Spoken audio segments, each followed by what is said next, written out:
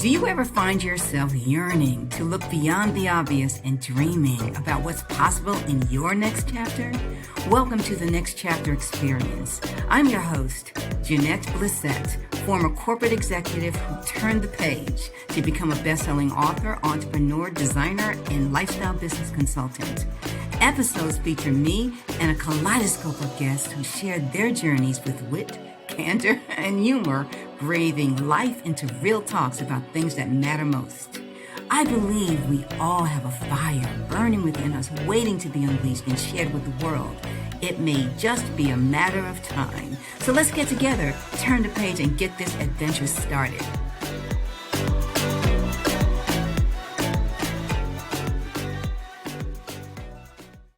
Welcome to the Next Chapter Experience. I'm your host, Jeanette Blissett, and today's guest is Lia Pinelli. Lia is a life coach, and she also hosts The Life You Crave. Lia was unable to crack the code on her struggle with overeating. No matter how many books read, diets tried, or mindful eating methods subscribed to, she could not resolve her struggle with food and weight, and I can relate to that. After becoming a life coach in 2016, she learned about weight loss coaching. She was a bit skeptical. After all, if it worked, she would have already tried it. But she decided to give it a go anyway and was blown away by the results. Not only did she lose weight without using willpower or resistance, she no longer experienced the overhunger and cravings that had plagued her since childhood. Weight loss coaching provided the missing link. It not only helped her figure out what to eat, but it addressed her mindset around food and weight. She learned to think differently, which led her to eat differently. And today, she lives happily with her family in California and maintains her natural weight without counting calories or carbs. Lia is on a mission to teach other women how to ditch the diet drama and create the lives they crave unapologetically. Lia, welcome to the Next Chapter Experience. Let's dig in. Thank you so much for having me. I am so excited to be here and to talk with you. I'm looking forward to this conversation because as we were discussing off air, many are challenged by their relationship with food, that as well as what is actually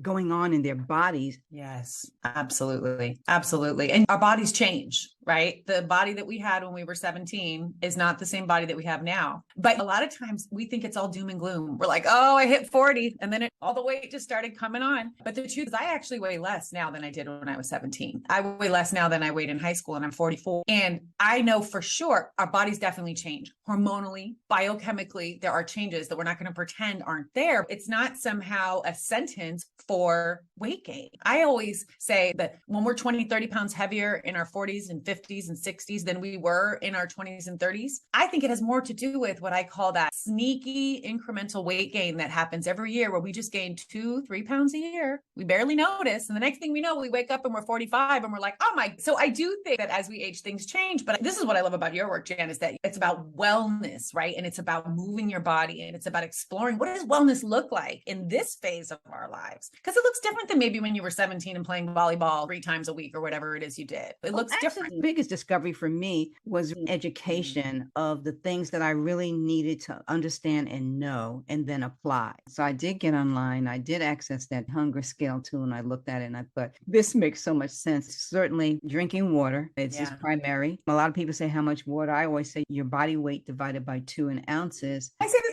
same. Yeah, of course it can be more, but that's pretty much it in a nutshell. Eat food that serves you well and move your body. Period. I'm probably in better shape now than I was in my 40s or even in my 30s because I have much more knowledge about what the important things are that I actually need to be doing. When I was listening to your podcast, one of the things that came across was the reality that there's a lot of information out there that has caused a lot of confusion. Every year I gain 3 pounds or 5 pounds, and now I'm 50, 60 pounds beyond where I need to be. And then you have the keto, fasting, you've got all the different diets, and it just goes on and on. And I was really fascinated by your experience in Spain. So I want to talk about that too. Absolutely. So I struggled with weight and food. I don't want to be clear. I wasn't just struggling with weight. I was struggling with food. Food felt like it had power over me because since the age of 9, I was on diets because my mother had said that we needed to start a diet when I was 9. And I'm pretty sure it's because our pediatrician had told her, Leah's overweight. You need to get her on a diet. She tried so hard. She's a great mom. To be gentle, but I knew then there's something different about me because my sister, 3.5 years older than me, didn't have to eat differently. She didn't have a problem with her body. So I was on diets my whole life then. And when I was in college at Berkeley, I had the opportunity to study in Spain for a year. And even though I was a history of art major,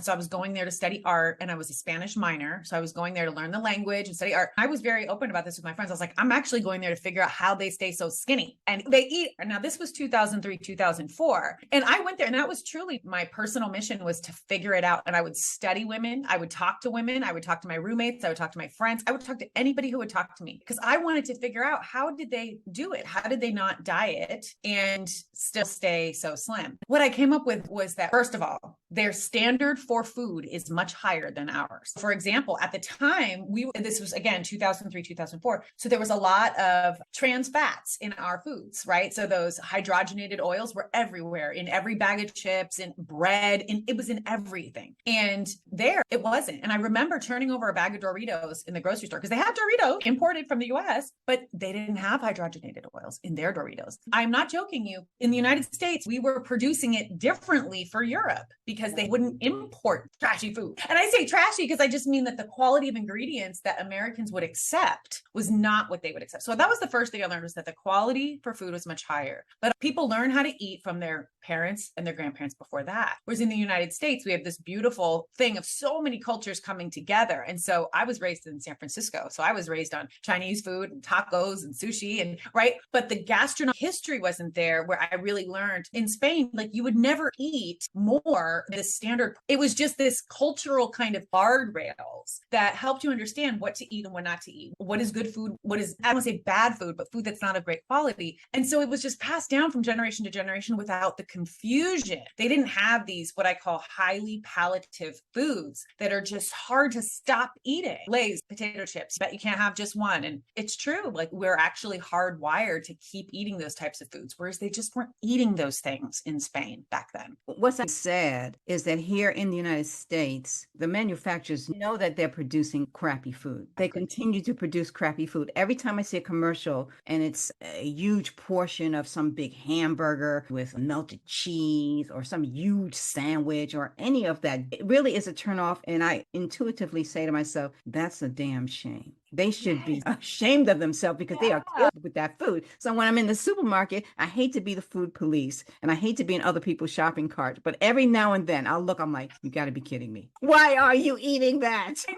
I have a great deal of sympathy because I know that they're eating that because on some level, there are addictive properties to these. And I know it's controversial whether or not you can actually be addicted to food or addicted to sugar, but the combinations of sugar, fat, and salt, there is a science to that. It's not too hard to stop eating carrots. You can eat a few carrots and be done. You're not like shoveling carrots usually. But even my son, he's 8 years old. He'll be like, oh, this feels addictive. Certain foods will say this feels addictive, but he recognizes when something feels hard to stop. And it's not usually the salad. We can overeat salad. Don't get me wrong. Then every time you go to the grocery store, you try to not go down the cookie aisle, but then you find yourself loading up on the Oreos and here you are feeling like you don't have control over it. And you're absolutely right. Food manufacturers know this. That's how come it's $1 billion industry and they're profiting on our chemical dependency on these foods. Chemical dependency and also emotional dependency. You mentioned the psychological things that people are dealing with as it relates to food and their relationship with food, what happens in their brains. 100%.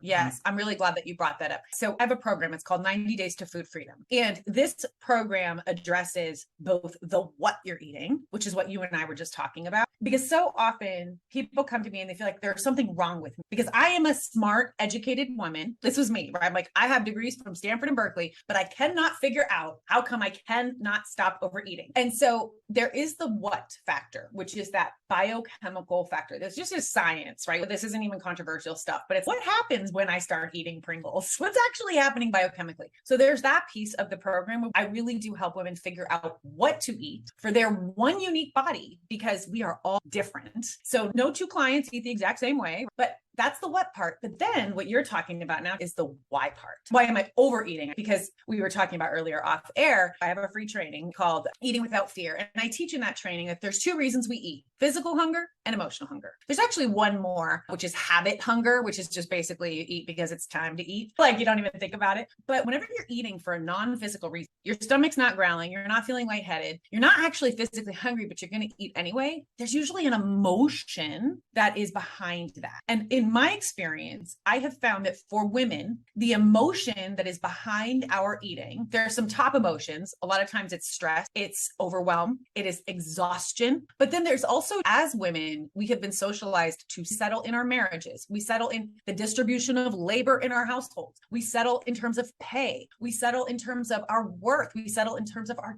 time. We settle, and we're constantly self-sacrificing and self-denying because we are hyper socialized to settle. And what that does is that drives us all. This is what we were talking about earlier. That drives us all to the pantry at 10 o'clock at night after you put the kids to bed, or just after your day's over and you've been hustling all day long, overextended, overcommitted, over-obligated, over-giving. And then you're like, you know what? I deserve a brownie. And then you end up eating 4. Or I deserve the bag of chips. I deserve this. I just need this. And we do, because here's the thing that gets to the psychology piece of it. Is we do need pleasure. We do need satisfaction. It's just that we are all so misguided because we think in the moment that the satisfaction is in the bag of chips, when really what we need is to not be settling, is to be claiming what we're worth, is to be reclaiming our time, reclaiming our energy. Again, this is what I love about your work, because you're like, I'm going to do this wellness and wealth and health. Like, I'm here to figure this part out for me. And when we really start to step into that power, coupled with the actual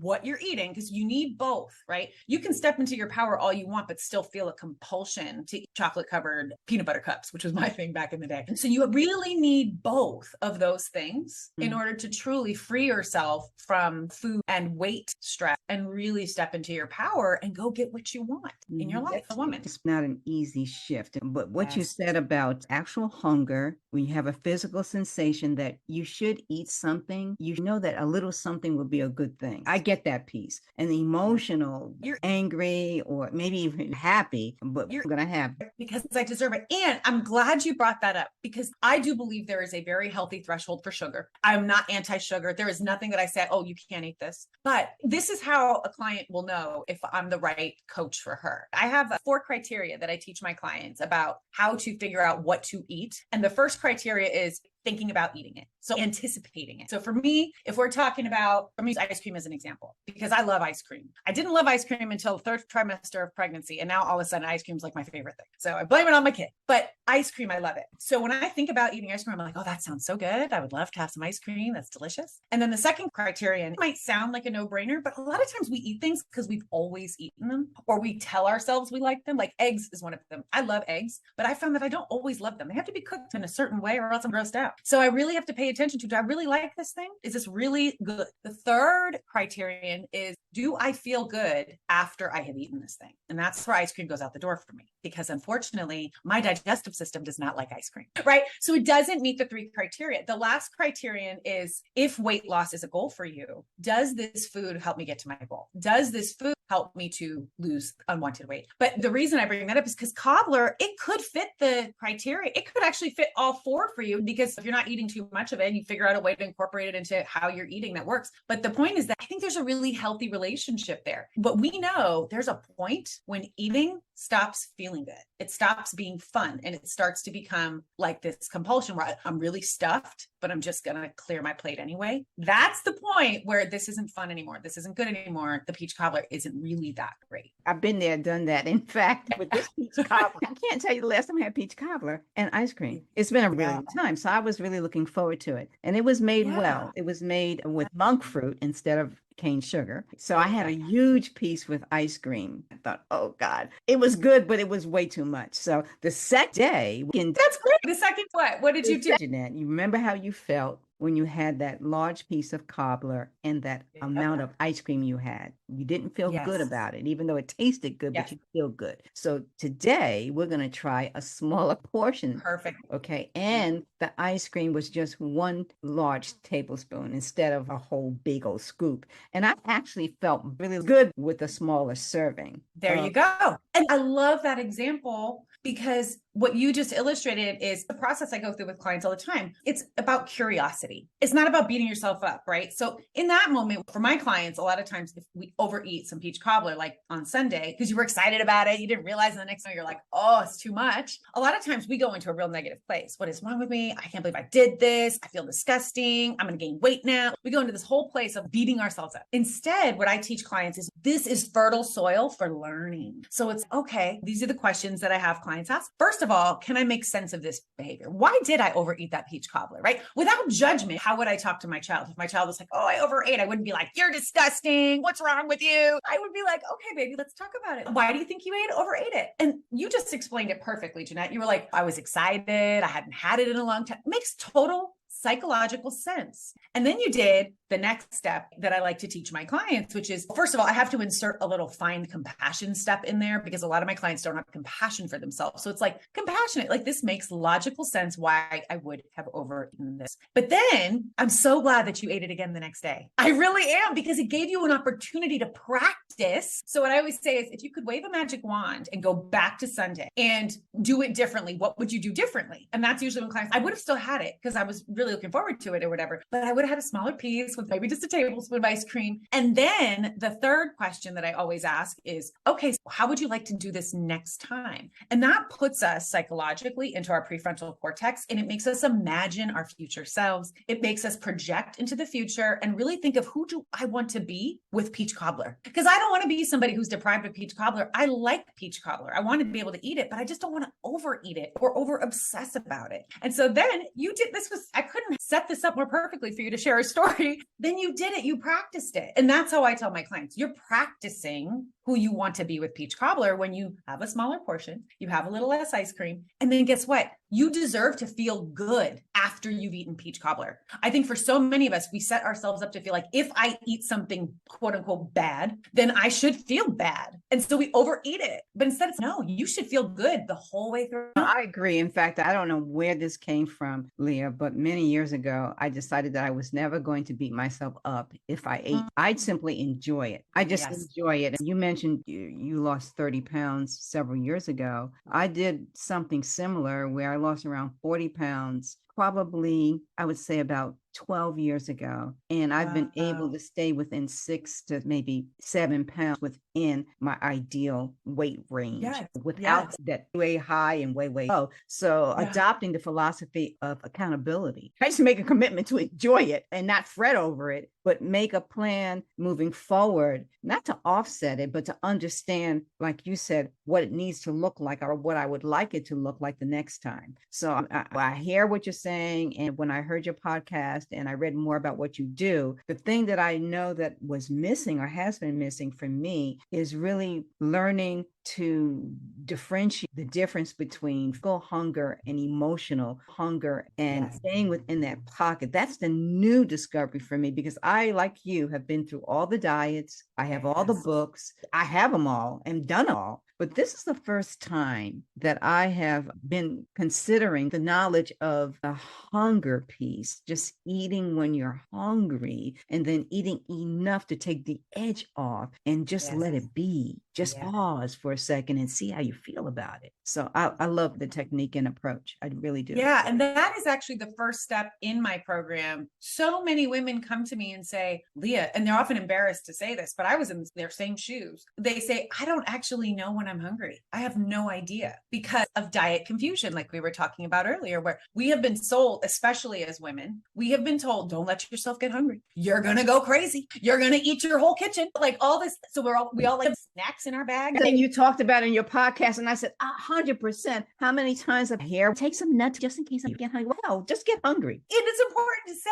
too that hangry only happens. I learned this from my friend Karen Kennedy, who is a functional medicine nutritionist. Hangry only happens when our blood sugar is stable, and our blood sugar should not be unstable. And the reason our blood sugar gets unstable is if we are eating too many processed foods. And again, there's a whole lot of science behind this. Hangry happens when your blood sugar drops way too low. And if you are eating in a way that is truly in support of your wellness and your health, your blood sugar doesn't drop like that. It stays pretty consistent. I know because I've worn a continuous blood glucose monitor with some clients of mine, and I've seen how this works. I did this whole program with this woman, Karen Kennedy, who's fabulous. She has a program to help people prevent diabetes. And even if you're already diabetic, she really teaches you custom eating to support your blood sugar. It's called Hack Your Blood Sugar. And I did the program, even though I'm not pre-diabetic, because I was so curious. I wanted to look under the hood to see what's happening. And I did it with 2 other clients of mine. We were in a group of 12 people, and we would get to see each other's data. It was part of the learning process. And what I saw was people who were eating processed foods, and Karen will tell you this too, but people who are eating those processed foods frequently. Again, there's nothing wrong with processed foods. I am Italian American. If you think for 1 second, I don't eat some pasta and some bread, but I just don't eat it every single day anymore because I know what it does to my body biochemically. People who would eat pizza and things like that regularly and having Coke or even Diet Coke, you would see their blood sugar spike way up and then drop way down. And whereas my blood sugar and that of one of my clients who eats very little processed foods as well, our blood sugar would stay the same no matter what. Even if I hadn't eaten anything in 16 hours or even 18 hours, because for whatever reason, I don't typically eat breakfast because I'm not hungry. I never eat if I'm not hungry. And then if I had a late lunch, and so I had all of this time fasting, my blood sugar still didn't drop below what she calls the Goldilocks zone. And that is because I'm never spiking it to begin with. So really understanding how what you're eating is causing you to feel hangry. And Karen Kennedy says, feeling hangry is not normal. Hunger is normal, but we can handle hunger. I can be hungry, no problem. I want to eat. I'm not going to starve myself over here, but hunger is not an emergency, but it feels like an emergency if you have been eating a lot of processed foods. And that's how the whole diet industry and the food business is keeping us hooked. Because then I'm starving. I got to get something right away. So you pull over at the gas station. There are not Whole Foods at a gas station. So you grab a bag of chips or you grab the soda or you grab whatever, and it's a cycle. And your insulin and blood sugar goes up and then it drops again and you find yourself hungry again. And the biggest message that I want to send is that this is not your fault. We have been duped, in my opinion. This is a capitalistic society. Everybody's in it to make a buck, but it doesn't have to be at the expense of your health. It doesn't have to be at the expense of your weight. And most importantly, your mental health, because I know what it feels like to be on that roller coaster. And it was consuming so much of my mental real estate. And to me, that's the real saddest part for me, because I feel like as women, if we can free that up, not worry about that anymore, we would have taken over the world by now. In all honesty, I talked about that this morning. And what we talked about was the freedom you have when you don't obsess about what you're eating and when you're eating it. There's a sense of freedom, but there also is an opportunity for us to tap into ourselves from an emotional perspective. Spend time with yourself that's unrelated to eating. Yes, I will tell you that what happens when we stop using food to fill the void, right? So when we stop eating out of boredom, when we stop eating out of dissatisfaction. So for me, this is what it looked like. I had gotten a master's degree from Stanford in education. I'm a very passionate educator. I worked in public schools and I'm all about teenagers. That is like my superpower is I'm a teenager whisperer. I love teenagers, and the worse behaved they are, the more I love them, right? I was a bad teenager myself. So I very much went into education because I really wanted to be a mentor for kids who didn't feel like they fit in high school. Anyway, long story short, that was my passion. And I worked in education for 15 years and I was a dean of students. I was very passionate about restorative practices and I was very involved. What ended up happening was I realized how dissatisfied I really was. I didn't want this job. I didn't want to be a dean of student discipline in a major high school where I really didn't have any power to do it the way that I thought was right. I didn't want to be an overworked and overwhelmed mother. And so what it forced me to say, okay, so what are we going to do about this? And I'll tell you that what I ended up doing was it took me a few years, but I left my career, even though I got a master's from Stanford and I hadn't even paid off the loans off before I left. But I started my own business, which gave me the freedom that I craved, right? So now I set my own schedule. I don't set an alarm in the morning anymore. I freed myself up in this way. I am of service to women. I feel like I'm leading an army of women who are like done with dieting and they're gonna fix this and they're gonna move on and create the lives that they crave. And I've been able to expend a lot of energy in my marriage. So for us to figure out how to balance this better. And I'm telling you, every single thing that I was so dissatisfied and frustrated about back then, than, and not perfect. Now, don't get me wrong. I don't have a perfect life, but it is so much better because it's on my terms. But I had to figure out what I wanted, and then I had to figure out how to get there. And I would never do that if I was stuffing my face with the chocolate peanut butter cups. I would just keep stuffing my face. So that's what happens. When we stop eating our feelings, we have to figure out, okay, what do I really want and how am I going to get it? That is some powerful stuff right there, which is part of the magic that happens. You can take your mess and have a message that will help others to manage their situations and maybe even improve it. So that's a beautiful thing. The first thing that I cannot recommend more highly is actually using the hunger scale. You can learn how to use the hunger scale. I teach it in under 17 minutes. You can get it at liapinelli.com/eating-without-fear, or just go to liapinelli.com. There's a black bar right at the top. You can't miss it. Free training. Click on it. You'll get it right away. And in less than 20 minutes, you will be able to start using it today. This was the tool that I stumbled upon when I was so skeptical. I was like, I don't even know what this weight loss coaching stuff is, but I'm not doing it because it sounds like a scam. And then I accidentally stumbled upon this tool and I started using it, and I lost 7 pounds without even trying. And I was so shocked because I wasn't hungry and I didn't change what I was eating, but I lost 7 pounds. And I was like, what's happening here? I have to know more. And that's when I started to learn about weight loss coaching and what it actually is, which is actually behavioral change through mindset change. I actually have a former client who lost 20 pounds just using that one tool. So it really is a powerful tool. And what it is, it's really you paying attention to your body's natural hunger and satiety levels. But I want to warn you that if you're eating a lot of processed foods, a lot of times that signal doesn't pop on right away if you haven't already calibrated these hunger signals. So give yourself some time to calibrate your hunger signals. And I always say there's no such thing as failing. There's just learning. So you'll find, oh my gosh, I really overate. I teach the hunger scale, which is really just a tool to familiarize you with your hunger and satiety levels, because so many of us are out of touch with them. And so it's really calibrating those hunger signals for yourself. So that's the first thing I say about perfect portion control is you have to know your hunger, and you have to know when you're eating for physical reasons and when you're eating for emotional reasons. That's always going to be step number one. But then the other thing that I like to teach is portion control, paying attention to your body, and then really noticing when you do overeat. This is the most important thing, is you really check in with yourself to figure out what were you feeling or thinking at the time that you overate, so that you can really start to address, because our feelings drive our actions, always 100%. But then the third thing that I always recommend is that you spend time visualizing who you want to be when you're eating. We have this very unique psychology that allows us to see into the future and take actions today that will impact our future. And so we want to tap into that part of our brain. That's a good part of our brain. And so we want to use that part of our brain to really think. And this is why I had you, when we were talking about the peach cobbler, and I had that third question is, how do I want to do it next time? Is because that is what starts to fill our brains with who we want to be. And so then when you get there and you're like, okay, here I am, like you did on that second day, here I am with the peach cobbler, your brain already made this plan. I'm going to have a smaller piece. And so it's already familiar. This is what NBA players do all the time. They visualize the game. They're visualizing from the moment they walk out and get onto the court. They are visualizing play by play, because it increases your performance, because your brain, I think, oh, I've done this before. I've sat down and had a smaller piece of cobbler before. Even if you hadn't, because you visualized it, then you can show up and do it differently the next time. What I teach is this isn't a diet. You got to figure out how to go on vacation and enjoy yourself. If you think I'm going to go to Italy and not eat the deep fried Navillon donut in Venice, you're crazy. I'm going to go eat that. But I also know I'll come home a little bit heavier, but I know how to get back to a good place. I can't say this enough. It has to feel good all the way through. So if you come back and you're like, I'm going to deprive myself, I'm going to go on that diet, I'm going to restrict myself, it's never going to work, because our brains are hardwired to avoid discomfort. So as we wrap things up, what would be your call to action for our listeners? Yeah, I would definitely say, if you want to know more about my work, Jeanette, you mentioned my podcast, and I do have a podcast called The Life You Crave, and that would definitely give you more of a sense of what I do. But I also really highly recommend that you head over to my website, liapinelli.com. That's LIA Pinelli.com, and check out the free training that we were talking about. Because like I said, it gives people great results in a totally different way. And then of course, if you want to go deeper, if you want to just chat with me, you can always sign up to book a call just to get on a chat to talk about what your personal struggles have been with food and weight, and to see how I might be able to help you. I have a 90 Days to Food Freedom program that really takes women through that process of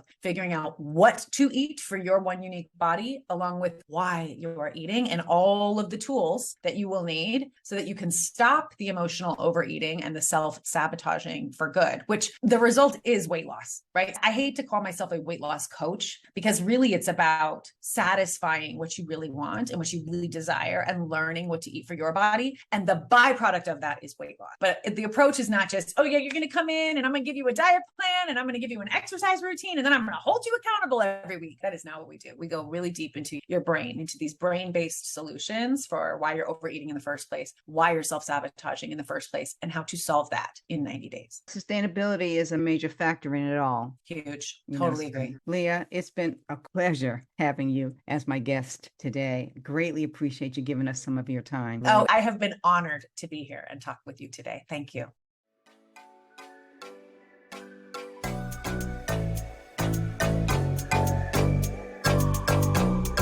Thank you for tuning in to this episode of the Next Chapter Experience. If you have already subscribed, rated, and left a review, or shared this podcast with a friend, many, many thanks.